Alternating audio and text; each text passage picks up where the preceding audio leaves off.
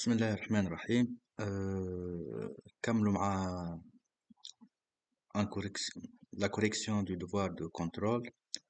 Donc,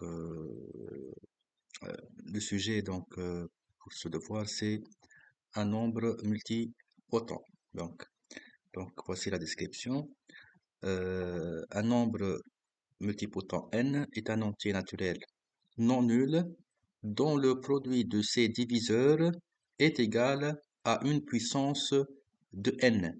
C'est-à-dire, donc lorsqu'on va multiplier tous les diviseurs d'un entier n, donc il doit être égal à une puissance de n. Donc il doit être n exposant 1, bien n exposant 2, exposant 3, 4, 5, on ne sait pas.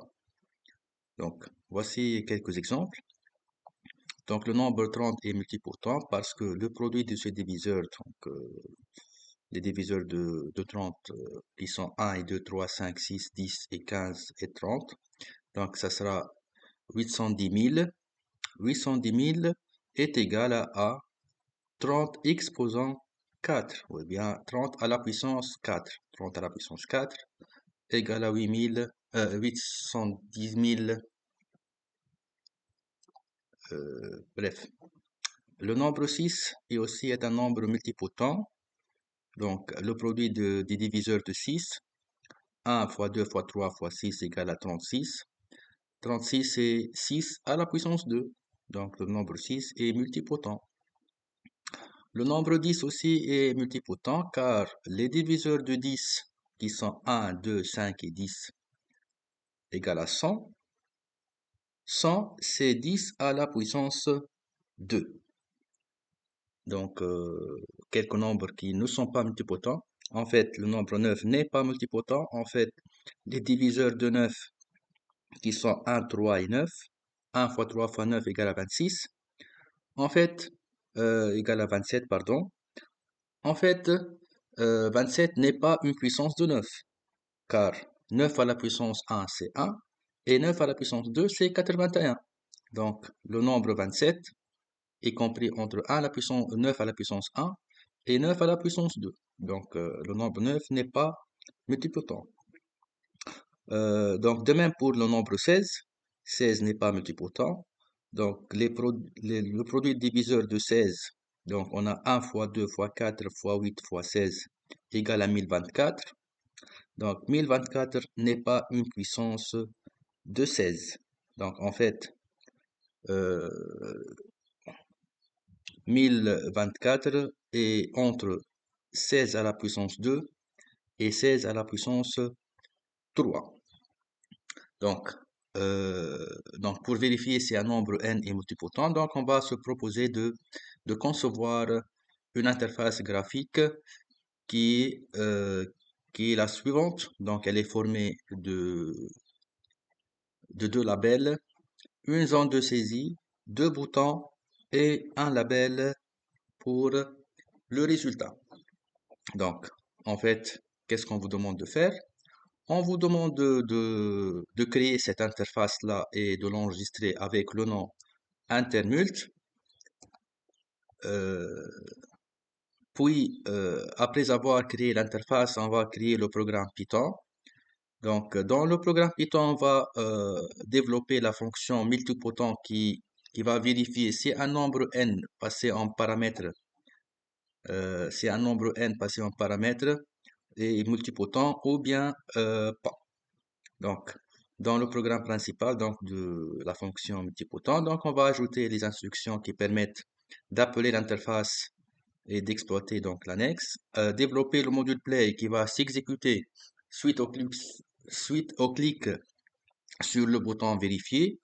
Donc, puis récupérer l'entier et exploiter la fonction multipotent afin d'afficher un message adéquat via le label de l'affichage. Et enfin, on va développer un module effacé qui va effacer le contenu de la zone de saisie et celui du label résultat.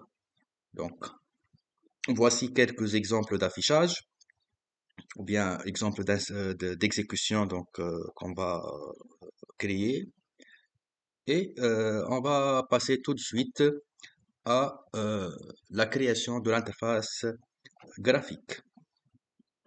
Donc, on va utiliser Qt Designer. Donc, on va créer un nouveau, ou bien une nouvelle widget. On va cliquer sur créer. Tout de suite, on va utiliser un premier label. Donc, dans ce premier label, on va écrire nombre multipotent. On va agrandir un peu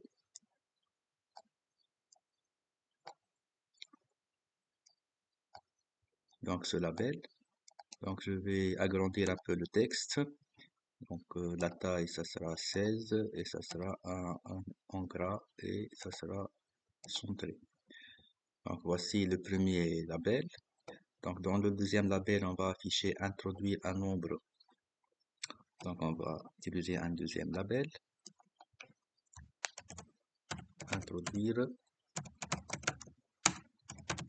un nombre supérieur ou égal à 1.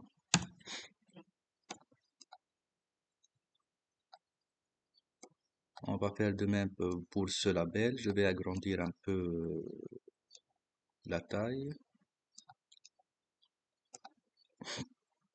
14, par exemple, gras italique. Introduire un nombre supérieur ou égal à 1.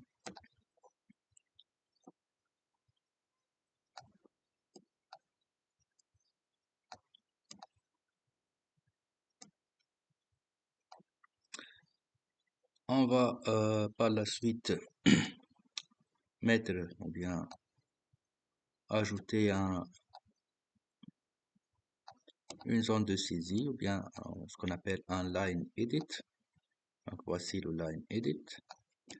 Donc je vais essayer d'agrandir un peu la taille de l'écriture.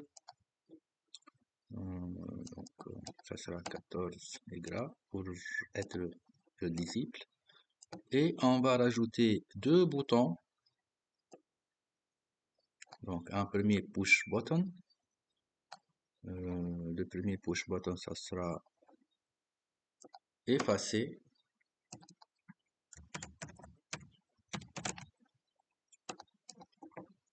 On va agrandir un peu. On va agrandir un peu. Donc le premier bouton effacé et un deuxième bouton vérifier.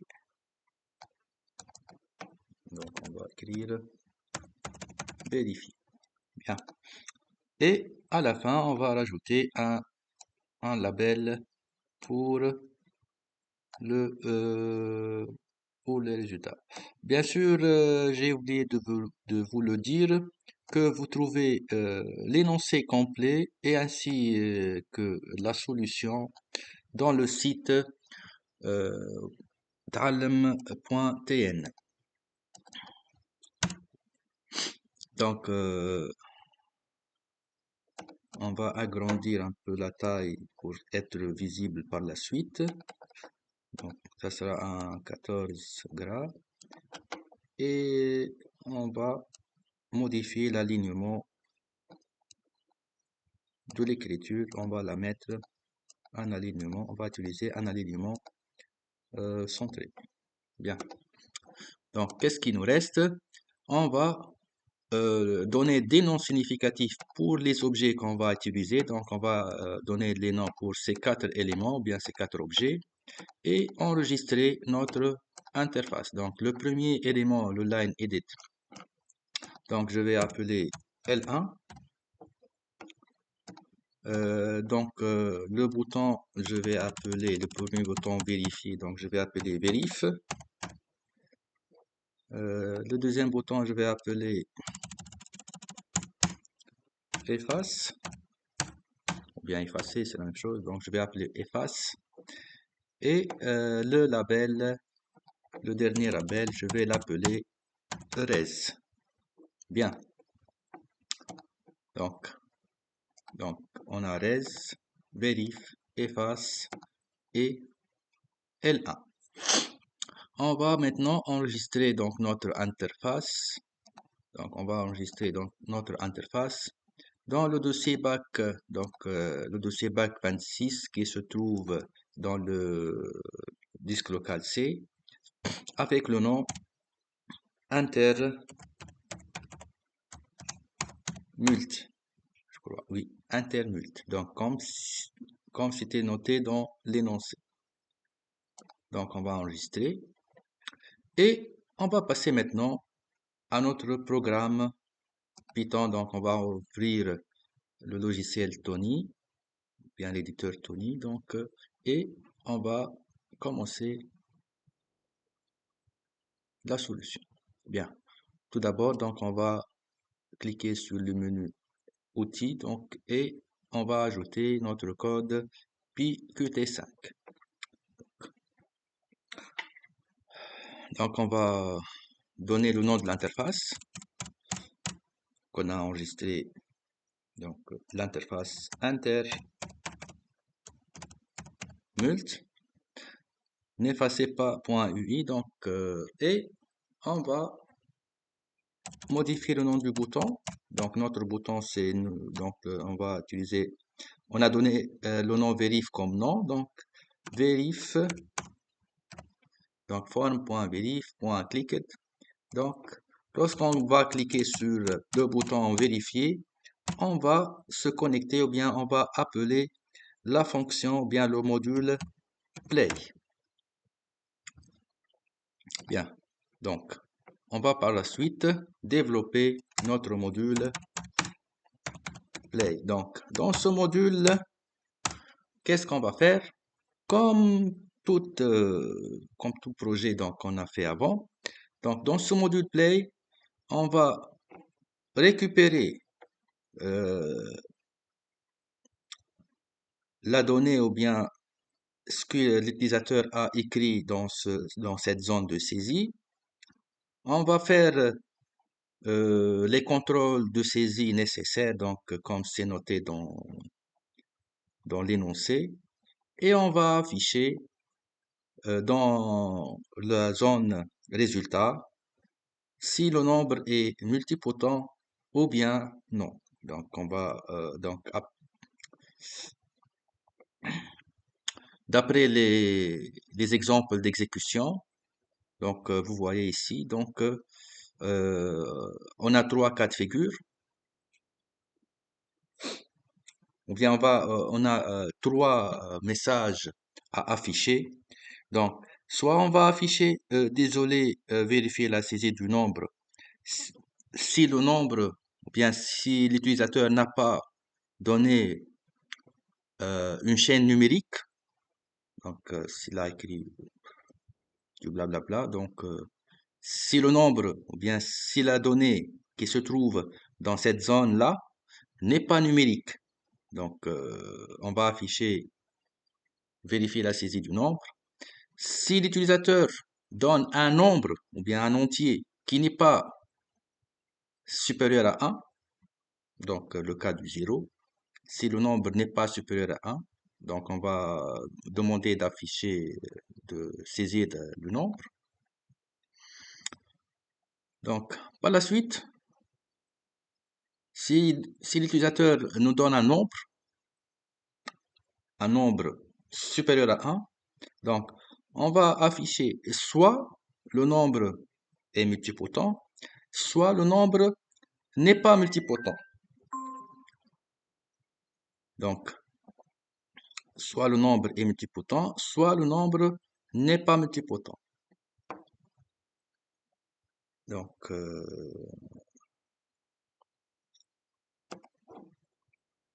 tout d'abord, donc la première étape, donc je vais récupérer dans une variable ch le texte de la variable, bien de la zone de saisie L1. Donc, si ch is decimal,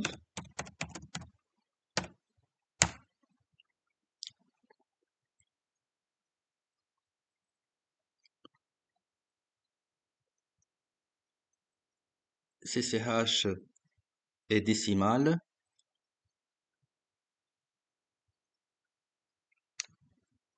égale à faux. Donc, si l'utilisateur nous donne un nombre qui n'est pas décimal, donc, ou bien int ch, c'est-à-dire la conversion de la chaîne ch en un entier donne est inférieur à 1. Donc, si le nombre, ou bien, si la donnée ch, ou bien la chaîne ch n'est pas décimale, ou bien la conversion de la chaîne ch en entier est inférieure à 1, donc on va afficher ici, dans le label résultat, cet texte. Qu'est-ce qu'on va afficher? On va afficher donc le message suivant. Désolé, vérifier. Désolé, vérifier la saisie du nombre.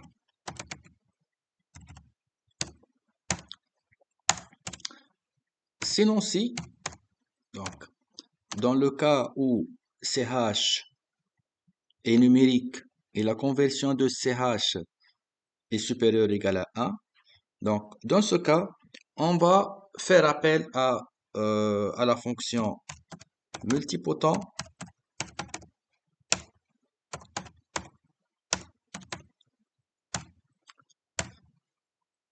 Donc,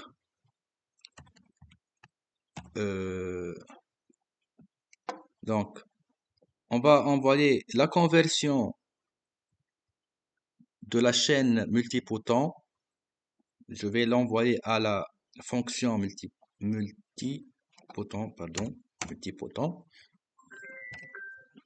multipotent.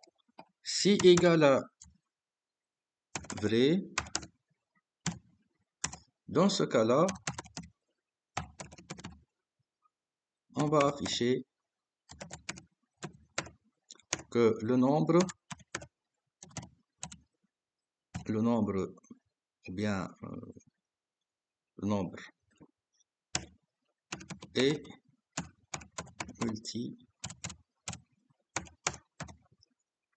multipotent.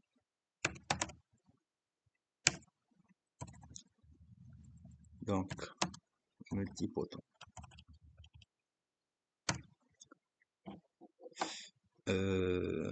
Sinon, si, donc, on a dit que la conversion de la chaîne ch, donc, la conversion de la chaîne ch, c'est un nombre. Si ce nombre-là, il est multipotent, donc, on va afficher dans le label res que le nombre ch est multipotent. Sinon,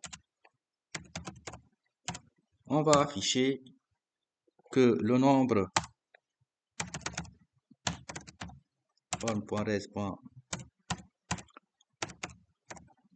setText, que le nombre ch n'est pas multipotent. Donc on va dire ça, on va écrire que le nombre, on va afficher, n'est pas multipotent. Bien. Donc, on va passer maintenant à la définition de la fonction multipotent.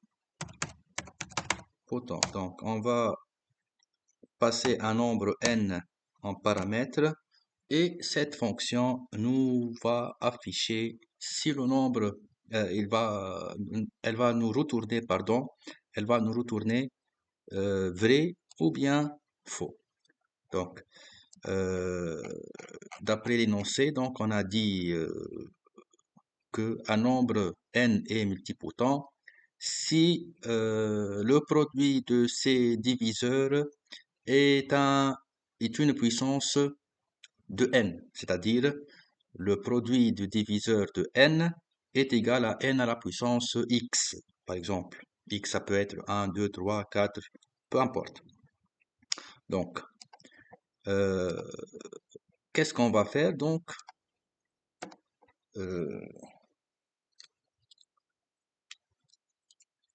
si, euh,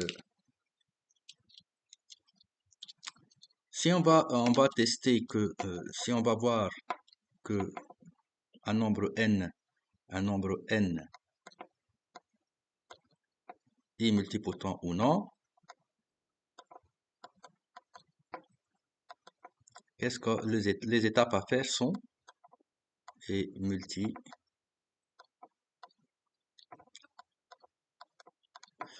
Donc, je vais effacer ça, c'est pas bien. Et multipotent.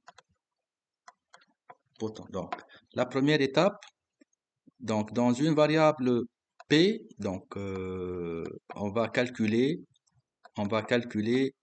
le produit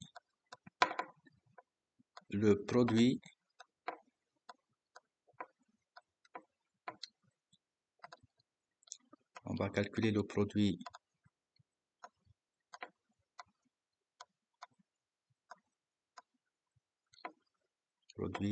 des diviseurs.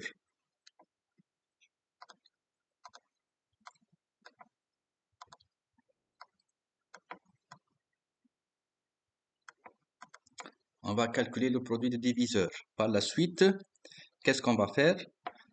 Donc, on va calculer n à la puissance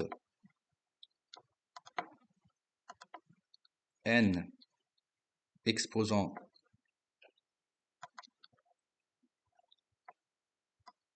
n exposant 1.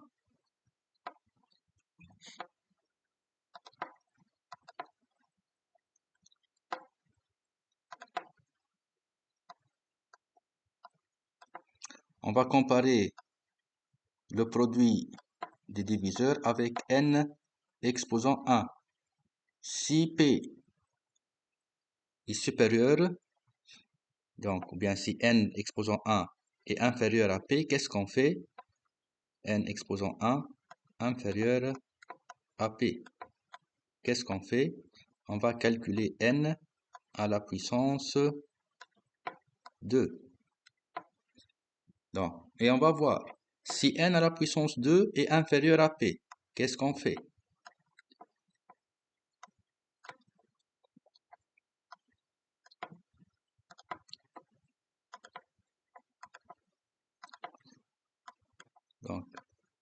Donc, si n exposant 2 est inférieur à P, on va calculer n exposant 3. Si elle est... On va calculer n à la puissance 4. Ainsi de suite. Donc, on va faire... Donc, on va répéter ça jusqu'à quoi? Jusqu'à ce que on va trouver un entier x tel que n à la puissance x.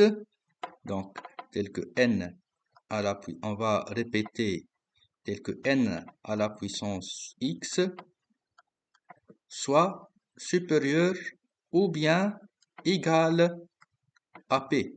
Donc, on va s'arrêter lorsqu'on va trouver un entier x qui va satisfaire cette inégalité. Par la suite, donc, on va voir si n à la puissance x est égal à p, donc le nombre est multipotent, ou bien on va dire le nombre n'est pas multipotent. Donc, voici le principe donc, de notre solution. Donc, je répète, ou bien je redis ce que j'ai déjà dit. Donc, premièrement, on va calculer dans une variable p le produit des diviseurs de l'entier n. Puis, à chaque étape, on va calculer n à la puissance x. X commence à partir de 1. Et à chaque fois, on va calculer tout d'abord n à la puissance 1, puis n à la puissance 2, puis n à la puissance 3, et ainsi de suite. Donc, on va calculer ça tant que ce nombre n à la puissance x est inférieur à p, on continue. Donc, on s'arrête lorsque n à la puissance x soit supérieur ou égal à p. Donc, on va passer maintenant à notre éditeur Tony. Donc, qu'est-ce qu'on a dit? Donc, tout d'abord, dans une variable p, je vais calculer le produit de diviseurs. Donc, je vais utiliser une fonction prodiv de n et je vais dire j'ai une variable x ou bien i, c'est pareil, donc je vais dire i égale i égale 1 et tant que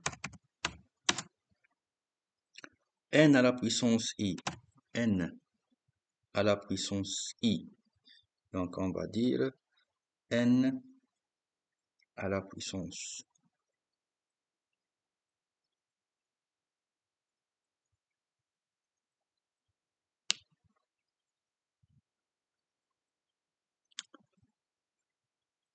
n à la puissance, donc on va utiliser une fonction puissance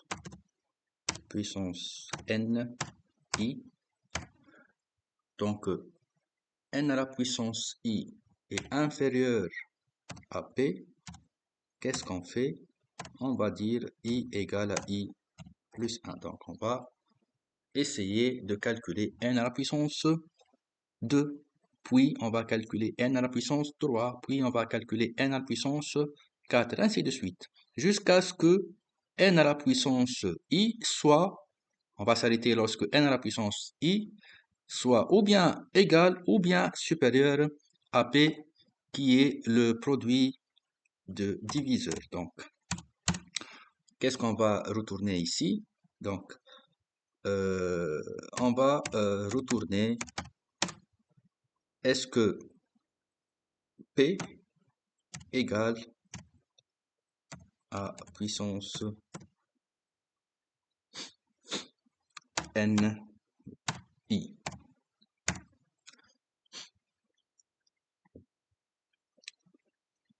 Bien. Donc, qu'est-ce qu'il nous reste? Donc, il nous reste de définir les deux fonctions puissance et produit de diviseur. Donc, la fonction def produit de diviseur, on dit n.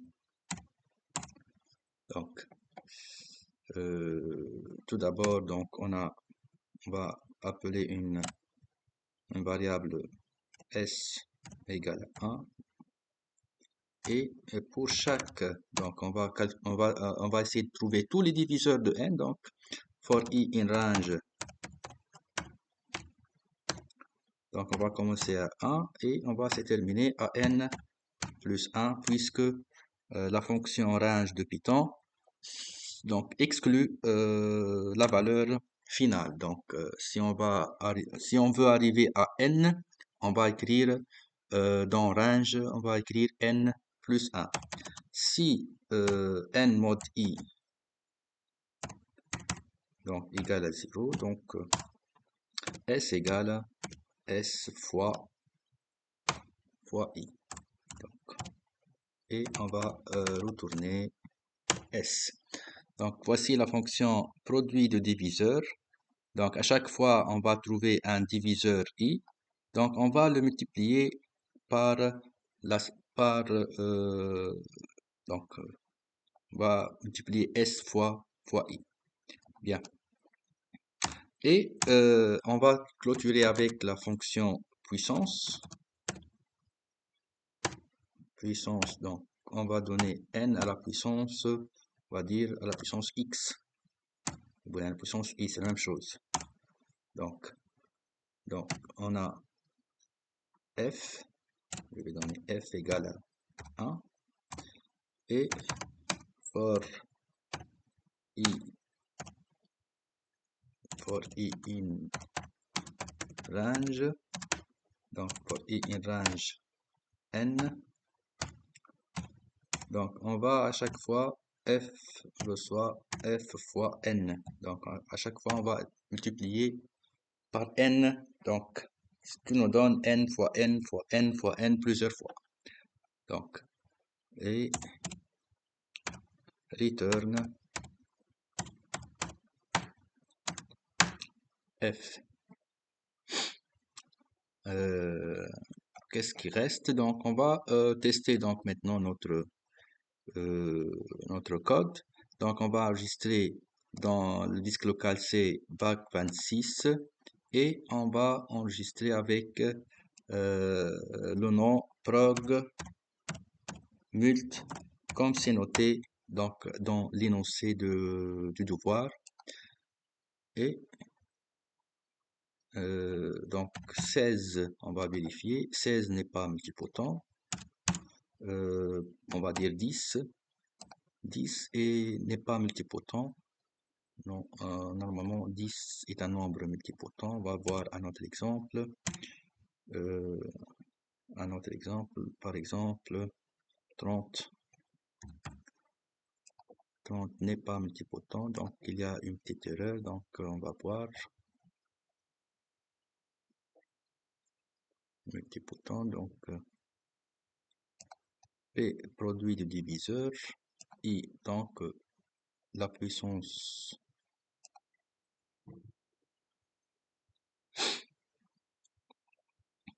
1, donc on s'arrête lorsque puissance de I est supérieure. Donc ici on a rajouté 1, donc puissance I moins 1. Donc, ça sera, qu'est-ce qu'on va dire, 30, vérifier.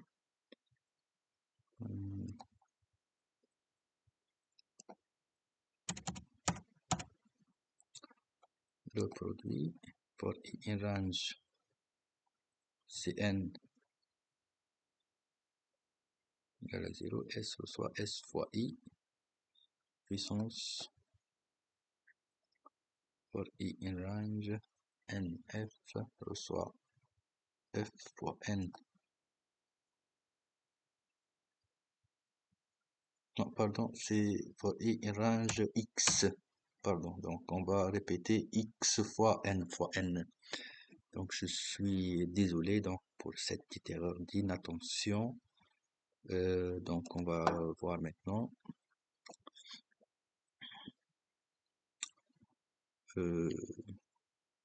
On va voir 30, on va vérifier 30. 30 est effectivement multipotent. 10 est multipotent. 16 n'est pas multipotent. On va voir un autre exemple. On a 6, on a 30, on a ici 75, 48. Donc 75, on va vérifier. 75 est multipotent. Donc on va dire 9. 9 n'est pas multipotent. 81 n'est pas multipotent.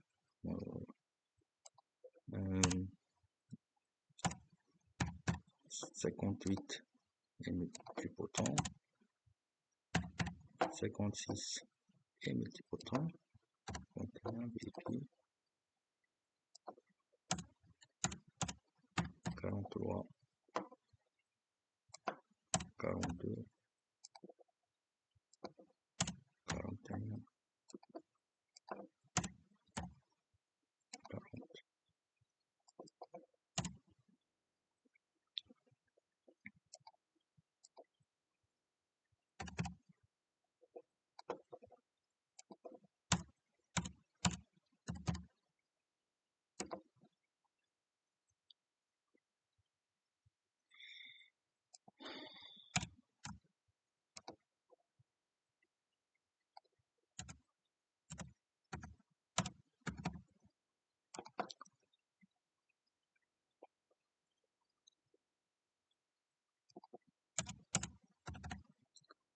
12 est multipotent. Comment 12 est multipotent? 1 fois 2 fois 3 fois 4.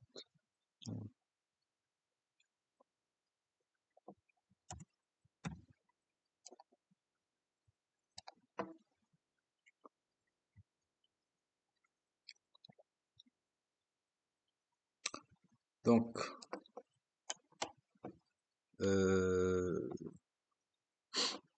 on va clôturer par le bouton effacer.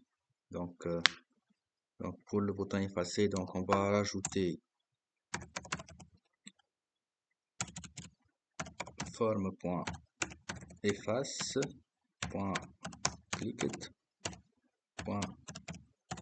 .connect et effacer donc le module effacer def effacer. Donc dans ce module là, juste on va faire appel à la zone de saisie form.l1 et la méthode clear qui permet d'effacer le contenu de la zone de saisie. Donc de même pour la zone res, form.res.clear donc pour effacer le contenu de la zone res. Donc un petit test final avant de terminer donc cette vidéo. Donc si on met 0, on va vérifier donc on va vérifier la saisie. Donc on va effacer, ça marche. Donc le nombre 8, on va vérifier 8. 8 en fait est un nombre multipotent. On va effacer. On va essayer le nombre 9. 9 n'est pas multipotent. On va effacer. On va essayer le nombre 30. 30 est multipotent. Et merci pour votre attention et à la prochaine vidéo.